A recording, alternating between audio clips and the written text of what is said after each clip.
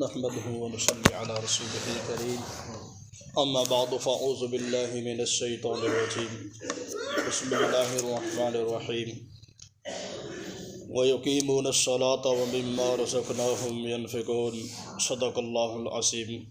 اللہ رب العزت اپنے کلام پاک میں ارشاد فرماتے ہیں وَيُقِيمُونَ الصَّلَاةَ، متقین وہ لوگ ہیں جو نماز قائم کرتے ہیں، وَمِمَّا رَزَقْنَاهُمْ يُنْفِقُونَ، اور اس میں سے جو ہم نے ان کو رزق دیا خرچ کرتے ہیں۔ تو بھئی ہماری گفتگو چل رہی ہے اقامت نماز کے حوالے سے۔ نماز کے متعلق ہم نے تفصیلی بات کی، نماز کے فرائض واجبات سنن مستحبات کے حوالے سے، نماز کے بعد اذکار کے حوالے سے ہم نے گفتگو کی، دعا کے متعلق گفتگو کی، دعا کے فضائل وغیرہ بیان کیے گئے۔ تو اب انشاءاللہ مجموعی طور پر جو ضروری مسائل، اہم مسائل ہیں امامت کے حوالے سے اور نماز کے متعلق وہ مسائل بیان کریں گے۔ اس کی تفصیل تو کافی لمبی ہے، شاید کہ ہم شارٹ بھی اس کو بیان کریں تو کم از کم پورا سال کے لگ جائے ہمیں ایک نماز کے مسائل بیان کرنے میں، لیکن کوشش کریں گے کہ کم از کم وقت میں ان مسائل، ضروری مسائل کو بیان کیا جا سکے۔ تو آج کے درس میں امامت کے حوالے سے ہم بات کریں گے، کیونکہ امامت ایک بنیادی رکن، ایک بنیادی حق ہے، اور جو اس کا مستحق ہو وہی اس حق کے لائق ہے۔ اور اس کے لیے کون کون سے حضرات امامت کے مستحق ہیں اس کے متعلق بات کریں گے۔ ابو مسعود انصاری رضی اللہ تعالیٰ عنہ اللہ کے رسول صلی اللہ علیہ وسلم سے نقل کرتے ہیں، جامع ترمذی کی روایت نقل کرتے ہیں، وہ فرماتے ہیں کہ اللہ کے رسول صلی اللہ علیہ وسلم نے ہمارے سامنے یہ بات بیان فرمائی کہ تم میں سے امامت کا زیادہ مستحق وہ شخص ہے کہ اعلم بکتاب اللہ، کہ جو اللہ تعالیٰ کی کتاب کو سب سے زیادہ جاننے والا ہو اور اللہ کی کتاب کو سب سے زیادہ پڑھنے والا ہو قرات اور تجوید کے ساتھ۔ یعنی سب سے پہلا جو حکم بیان فرمایا کہ سب سے پہلے یہ صفت اس کے اندر ہونی چاہیے کہ قرآن کو سب سے اچھا پڑھنے والا ہو، قرآن کو سب سے اچھا پڑھنے والا ہو، قرات تجوید کے ساتھ قرآن کو پڑھنے والا ہو، اور قرآن کے مکمل مفہوم کو سمجھنے والا ہو، اس کو پتہ ہو کہ قرات کس طرح کرنی ہے، الفاظ کی ادائیگی کس طرح کرنی ہے، اس کو مکمل ہر چیز کا فرق واضح ہونا چاہیے۔ مثال کے طور پر نماز میں یہ حروف آتے ہیں، حروف تہجی، بار بار یہ حروف آتے ہیں، لیکن ان کی ادائیگی ذرا مشکل ہے، یہ سیکھنا پڑتا ہے، ویسے نہیں آتا تجوید کے متعلق۔ جس طرح مثال کے طور پر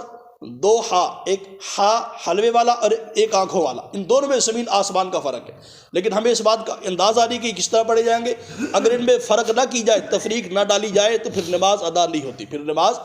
ادا نہیں ہوتی۔ جس طرح ایک باریک ہا حلق کے درمیانی حصے سے ہا، اور دوسرا آنکھوں والا حلق کے نچلے حصے ہا ہا، ایک بھاری آواز میں ایک ہلکی باریک آواز میں، تو دونوں میں فرق ہے، ہا ہا۔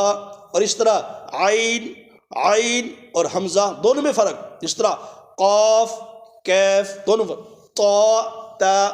ہر چیز میں واضح فرق۔ تو امام کو اس تمام فرق کا علم ہونا چاہیے، وہ قرآن تجوید کے ساتھ پڑھنے والا ہو اور قرآن کے مفہوم، اس کے معنی مطالب کو سب سے زیادہ جاننے والا ہونا چاہیے، پہلی صفت یہ۔ اور دوسری صفت اس کے اندر یہ ہونی چاہیے کہ شریعت کے احکام اور مسائل کو، نماز کے مسائل کو سب سے زیادہ جاننے والا ہو، سب سے زیادہ نماز کے احکامات، اس کے مسائل، شریعت کے احکامات کو سب سے زیادہ جاننے والا ہو۔ اور تیسری جو صفت بیان فرمائی کہ وہ دین کے لیے سب سے پہلے ہجرت کرنے والا ہو، دین میں ہجرت سب سے پہلے کرنے والا ہو، یعنی دین کے لیے اس نے قربانیاں بھی دی ہوں، ہجرت کر کے آیا ہو، اور اگر ہجرت میں سب برابر ہو۔ چوتھی صفت بیان فرمائی کہ وہ متقی پرہیزگار ہونا چاہیے، اس کے اندر بے حیائی، بے ایمانی، جھوٹ، غیبت، بہتان بازی، بے حیائی کا کرنا دور کی بات، اس کے اندر شک شبہ بھی نہیں ہونا چاہیے۔ یہ چار صفتیں بیان فرمائی۔ تو یہاں پر پہلی جو بات بیان فرمائی، اس حدیث کو بیان فرمانے کے بعد یہ بات بیان فرمائی کہ امام مسجد، وہ مسجد کا حاکم ہے، وہ مسجد کا حکمران ہے، اور اصل جو دین کے اندر سب سے بڑا ہو وہی اصل حکمران ہوا کرتا ہے۔ اور یہ بات، یہ مسئلہ بیان فرمائے گا حدیث مبارکہ کے اندر کہ اگر جو امام کے مصلی پر یا ممبر و محراب پر امام منتخب ہو تو اس کی اجازت کے بغیر کوئی دوسرا مصلی پر کھڑا نہیں ہو سکتا، جب تک وہ حکم نہ دے کوئی دوسرا کھڑا نہیں ہو سکتا، ممبر و محراب پر کوئی دوسرا نہیں بیٹھ سکتا اس کی اجازت کے بغیر۔ ہاں جس کو وہ حکم دے، کوئی مجبوری کو مسئلہ، پھر وہ بیٹھ سکتا ہے۔ تو بھئی یہاں پر جو بات بیان فرمائی گئی کہ امام ہی حکمران ہے، امام ہی حاکم ہے، جو حکم کر دے، اور نمازیوں دوسرے لوگوں کو ان کے ذمہ یہ بات ہے کہ امام کے حاکم کی بات کو مانا جائے، اس کے حکم کو مانا جائے، اس پر اعتراض نہ کیا جائے۔ تو بھئی جو صفات بیان فرمائی، یہ تمام صفات بندے میں ہوں گی تب وہ امامت کے لائق بنے گا، اگر اس میں یہ صفات نہیں ہے پھر وہ امامت کے لائق نہیں بنے گا۔ یہاں پر اصل مسئلہ سمجھنے کی جو بات وہ یہ ہے، یہاں پر جو بات اس کی تفصیل یہ بیان فرمائی کہ اگر کوئی بندہ قرآن و سنت میں سب سے بڑھ کر ہے، قرآن کو سب سے زیادہ پڑھنے والا ہے، اور اس کے مقابلے میں اور بھی لوگ موجود ہیں، بھائی 3 4 5 6 ایسے لوگ موجود ہیں مسجد کے اندر جو سارے ایک طرح کی قرات کو جاننے والے، قرات میں سارے برابر ہیں، اگر سارے قرات میں برابر ہوں تو پھر دیکھا جائے گا کہ ان میں سب سے زیادہ کتاب اللہ کو کون جاننے والا ہے، اللہ کے رسول کی سنت کو، شریعت کو کون جاننے والا ہے۔ تو جو شریعت میں زیادہ سب سے آگے ہوگا، مسائل میں آگے ہوگا، قرآن کے احکامات کو جاننے والا ہوگا، پھر وہ افضل ہے امامت کے لائق۔ اور اگر شریعت کے احکامات میں بھی، نماز کے مسائل میں بھی سارے برابر ہوں تو پھر ہجرت میں دیکھا جائے گا کہ سب سے پہلے دین کے لیے ہجرت کس نے کی، قربانی کس نے دی ہے، پھر وہ حقدار ہے۔ اور اگر ہجرت میں بھی سب برابر ہوں، قرآن کو جاننے میں بھی سب برابر ہوں، شریعت کے احکامات کو جاننے میں بھی سب برابر ہوں، تو پھر دیکھا جائے گا کہ ان میں سب سے متقی پرہیزگار کون ہے، سب سے متقی پرہیزگار کون ہے۔ اور اگر تقوی میں بھی سارے برابر ہوں تو پھر دیکھا جائے گا عمر کے لحاظ سے بڑا کون ہے، عمر کے لحاظ سے بڑا کون ہے۔ یہ تمام چیزیں جب پائی جائیں گی تو وہ بندہ امامت کا مستحق ہوگا۔ تو دیکھنا میں یہ ہے کہ کیا جو ہمارے امام صاحبان ہوتے ہیں، کیا یہ تمام صفات ان میں پائی جاتی ہیں، کیا واقعی وہ قرآن و سنت کو سمجھنے والے ہیں، کیا واقعی وہ قرآن کو تجوید کے ساتھ پڑھنے والے ہیں، کیا شریعت کے احکامات کے پابند ہیں، کیا شریعت کے احکامات کو جاننے والے ہیں، کیا نماز کے متعلق تمام مسائل پر ان کو عبور حاصل ہے یا نہیں ہے۔ بھائی نماز پڑھا رہے، اگر نماز کے مسائل کا ہی نہیں پتا تو نماز کیا پڑھائیں گے، نماز نہیں پڑھا سکتا بندہ، مشکل۔ تو بھائی شریعت کا پابند ہونا، احکامات کا جاننا، نماز کے احکامات کا جاننا، یہ انتہائی ضروری ہے۔ اگر تجوید میں بھی مسئلہ آ جائے، قرات میں بھی مسئلہ آ جائے تو نماز تب بھی نہیں ہوگی۔ نماز کیونکہ قرات کرنا نماز کے اندر فرض ہے، اور اگر فرض میں کمی آ گئی، فرض چھوٹ گیا تو بھائی نماز ہے نہیں ہوگی۔ اس لیے امام کے لیے ضروری ہے کہ وہ قرآن کو قرات تجوید کے ساتھ پڑھے، حروف کی ادائیگی کو اچھے طریقے سے پڑھے۔ اور دوسرا حکم کہ شریعت کے احکامات کا پابند ہو، شریعت کے احکامات کو جاننے والا ہو، نماز کے مسائل کو جاننے والا ہو۔ اور اگر وہ نماز کے مسائل کو نہیں جانتا، اگر نماز کے مسائل کو نہیں جانتا، اس پر مکمل عبور نہیں رکھتا، تو پھر وہ اصل امامت کے لائق نہیں ہے، امامت کے لائق نہیں ہے۔ اور تیسری صرف جو بیان فرمائی کہ متقی پرہیزگار ہونا چاہیے، اگر اس کے تقوی میں شک ہو، اس کے تقوی میں شک ہو، حدیث مبارکہ میں یہ بات بیان فرمائے گی کہ نماز پڑھنا یہ تو اچھا ہے، نیک کام ہے، اللہ کا حکم ہے، صدقہ کرنا، زکوٰۃ دینا، حج کرنا، یہ تو فرائض ہیں، یہ فرائض تو 100% ادا کرنے پڑے گی، ان سے تو چھٹکارا ہے ہی نہیں۔ لیکن اصل تقویٰ یہ ہے کہ رستے سے تکلیف دہ چیز کو بھی ہٹا دینا۔ تو متقی کی صفت یہ ہے کہ اس کے دل میں اللہ کی ذات کا ڈر اور خوف ہونا چاہیے، اس ڈر خوف کی وجہ سے وہ لمحہ برابر بھی اللہ کی یاد سے غافل نہ ہو، اللہ کی نافرمانی نہ کرے۔ تو بھئی یہ تمام صفات جب امام کے اندر ہو تو وہ امامت کے لائق مستحق ہے۔ تو آج کل یہ صورتحال ہمارے معاشرے میں پائی جاتی ہے کہ اکثر لوگ امام مسجد کو اپنا غلام سمجھتے ہیں، یہ ہمارا پابند ہے، ہم اس کو تنخواہ دیتے ہیں۔ ایک مسئلہ بھی بیان کر دیتے ہیں، ابھی درس میں 3-4 منٹ ہمارے میں باقی ہیں، مسئلہ بیان۔ بھائی امامت کے متعلق یہ مسئلہ ہے کہ جو اللہ کے قرآن کتاب کو پڑھائے، امامت کرے یا تراویح میں قرآن سنائے، اس کی اجرت لینا اس کے لیے جائز نہیں، اس کی اجرت اس کے لیے لینا جائز نہیں ہے۔ لیکن اللہ کے رسول صلی اللہ علیہ وسلم کے زمانے میں معاملات یہ تھے کہ ائمہ کرام کی قرآن پڑھنے پڑھانے والوں کی ذمہ داری حکومت کی ہوتی تھی، حکومت ان کو جاگیریں دیتی، زمینیں دیتی تھی، وظیفے مقرر کیے تھے امام مسجدوں کے، علماء کے، قرآن پڑھنے پڑھانے والوں کے۔ لیکن جب حکومت نے یہ ذمہ داری ہٹا دی، اپنے ذمے سے یہ کام ساقط کر دیا، تو اب یہ کام عوام کے ذمے آ گیا۔ بھئی اب عوام ہی خرچہ اٹھاتے امام مسجد کا، وہی خرچہ کرتے پورا، ان کے ذمہ یہ کام لگ گیا۔ تو بھئی جب حکومت کی ذمہ داری تھی تب مسئلہ یہ تھا کہ حکومت کی ذمہ داری ہے امام مسجد کے لیے لوگوں سے کوئی چیز چندہ وصول کرنا جائز نہیں ہے، وہ حکومت کی ذمہ داری جو بھی معاملات ان سے کرے، ان کو تحفے دے، ہدیے دے، ان کی خدمت کرے، یہ حکومت کی ذمہ داری ہے۔ لیکن اب یہ فتویٰ دیا گیا ہے، اب یہ فتویٰ دیا گیا موقع بحال دیکھ کر، کیونکہ بھئی امام مسجد کے بھی مسائل ہوتے ہیں، وہ کوئی فرشتہ نہیں، اس کے مسائل نہیں، ضروریات ہوتی ہیں۔ تو جب حکومت کی ذمہ داری نہیں، حکومت نے ذمہ داری نہیں لی، یہ مسئلہ عوام کے ذمہ آ گیا، تو بھئی کم از کم اس کی ضروریات کو مد نظر رکھتے ہوئے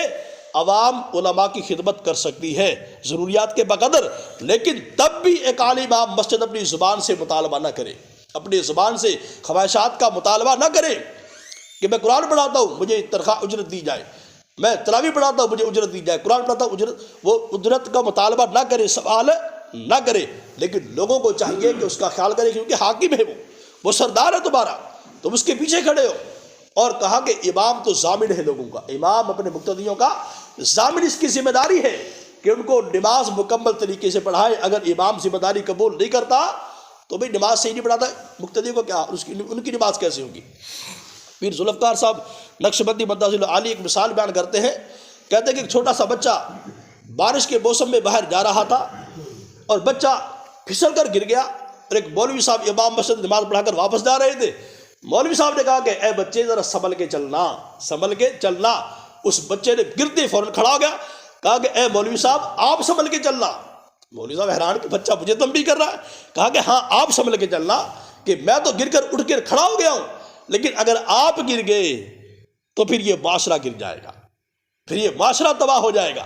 پھر یہ معاشرہ برباد ہو جائے گا۔ مولوی صاحب حیران و پریشان کہ آج مجھے چھوٹے سے بچے نے کیسی نصیحت کر دی۔ کہا کہ ہاں واقعی مولوی صاحب، اگر آپ گر گئے، اگر آپ نے بے حیائی کر دی، اگر آپ کے اندر تقویٰ نہیں رہا، اللہ کی ذات کا ڈر نہیں رہا، اور آپ مصلی پر کھڑے ہیں، تو اس معاشرے کا کیا حال ہوگا جو آپ کے پیچھے کھڑا ہونے والا ہے۔ اس لیے کہا کہ آپ سنبھل کر چلنا، آپ نمونہ ہیں لوگوں کے لیے، آپ مثال ہیں، آپ حکمران ہیں، سنبھل کر چلنا، کہیں ایسا نہ ہو کہ آپ کے اندر خامیاں ہوں، بے حیائی ہو، جھوٹ کر بولتے ہوں، غیبت کرتے ہوں، چوری کرتے ہوں، کوئی ایسی خامی آپ کے اندر موجود ہو اور لوگ آپ کو طعنے دے، آپ پر باتیں کرے، آپ کی برائیاں بیان کرے، آپ کی پیٹھ پیچھے آپ کی غیبت کرے، برائیاں بیان کرے۔ ایسی مثال بننا لوگوں کے سامنے ایک سفید کپڑے کی مانند مثال دی گئی گی کہ علم والے علماء سفید کپڑے کی مانند ہے، اس پر نشان پڑ جائے تو ہر کسی کو نظر آتا ہے، اور اگر کپڑا رنگین رنگدار ہو اس پر 100 نشان پڑ جائے کسی کو نظر نہیں آتے۔ یہ مثال علماء کی اور عوام کی ہے، تو بھئی علماء کی مثال صاف کپڑے کی مانند ہے، اس پر نشان پڑ جائے تو سب کو نظر آتے ہیں، لیکن اگر آپ بندہ کوئی کام کرے تو وہ سب کو نظر نہیں آتے۔ تو بھئی کوشش کی جائے کہ امام مسجد ایسا ہو، یہ تمام صفات اس کے اندر ہونی چاہیے، اور قرآن پڑھانے کی اجرت کا مطالبہ نہ کرے، بلکہ لوگوں کو خود چاہیے کہ اس کی ضروریات کا خیال کرے، اس کی ضروریات کا خیال کرے، اور وہ امام مسجد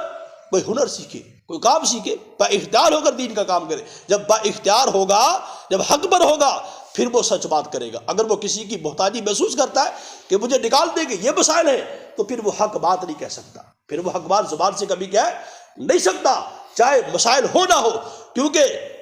خواہشات کے مطابق چلنا، خواہشات پوری کرنا، یہ علماء علم والوں کے شان کے لائق نہیں ہے، کیونکہ انبیاء نے بڑی بڑی قربانیاں دی ہیں، صحابہ کرام نے بڑی بڑی قربانیاں دی، بڑے بڑے فقر و فاقے انہوں نے دیکھے، بڑے بڑے حالات ان پر آئے، تو اگر جاننے والے علماء ہی صبر نہ کریں گے تو پھر کون کرے گا؟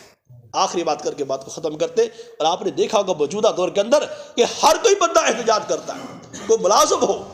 کوئی کسی شعبے میں ہو، احتجاج کرتا ہے کہ ہماری تنخواہیں بڑھائی جائے، مہنگائی ہو چکی ہے، مسائل ہو چکے ہیں، لیکن کبھی آج تک آپ نے علماء کو دیکھا کہ علماء نے احتجاج کیا ہو، مولوی صاحب نے احتجاج کیا ہو کہ آپ میری تنخواہ بڑھائیں، کہ میری تنخواہ تو نہیں، خرچے پورے نہیں ہوتے؟ کبھی کسی عالم نے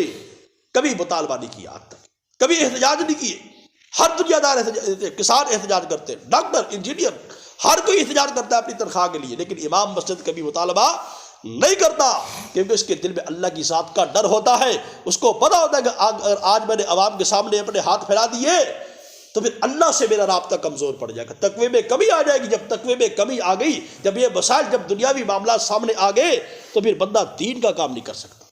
پھر حق بات نہیں کر سکتا۔ جب کسی کی محتاجی محسوس کرے گا کہ میری فلاں بندے سے غرض ہے، اگر اس کے سامنے ایسی بات کر دی تو کوئی مسئلہ نہ بن جائے، پھر حق بات کبھی نہیں کر سکتا۔ تو حق بات کہنا یہ لازم ہے، امام کے ذمے ہے، لازم ہے کہ اصول کی بات کی جائے اور حق بات عوام تک پہنچائی جائے، حقائق کو واضح کیا جائے۔ اگر امام مسجد اس لائق نہیں، حقائق کو لوگوں کے سامنے واضح نہیں کر سکتا، موقع بحال کے مطابق عوام کی رہبری نہیں کر سکتا، تو پھر امامت کے لائق وہ نہیں ہے۔ تو بھئی جب بھی امام مسجد رکھا جائے تو 3 چیزیں لازمی دیکھنی چاہیے۔ اس کو آپ ٹیسٹ لیں، چیک کریں، کوئی مسئلہ نہیں، پوچھیں اس سے کہ آپ نے کہاں پڑھا، کتنا پڑھا، سندے چیک کروائیں، کیونکہ موجودہ دور ہے، یہ مسائل ہیں، پریشانیاں ہیں۔ اگر آپ ایسے امام مسجد رکھ لیں گے، اگر وہ پڑھا ہوا نہ ہو، اس نے کورس نہیں کیا، پڑھا نہیں، تو بعد میں پھر مسائل بنیں گے، پھر آپ کہیں گے پھر اس کو نکالو، اس کی قرات صحیح نہیں، تجویز صحیح نہیں، اس کو مسائل نہیں آتے، بچوں کو صحیح نہیں پڑھا، اس کو نکالو۔ تو بھی پہلے سے تحقیق کر کے علماء امام مسجد کو رکھیں تاکہ بعد میں مسائل نہ بنے۔ اور امام مسجد کے لیے ضروری ہے کہ شادی شدہ ہو۔ کہا کہ امام مسجد کی ایک مسئلہ بیان کیا گیا فقہا نے کہ اس کی بیوی سب سے خوبصورت ہونی چاہیے، کہ تاکہ اس کے دل میں برائی کا گمان پیدا نہ ہو جائے، شہوت کا گمان پیدا نہ ہو جائے۔ اس لیے آج کل مولوی حضرات 4 بیویاں کرتے ہیں کہ تاکہ دل میں دنیاوی نفسانی خواہش رہ نہ جائے،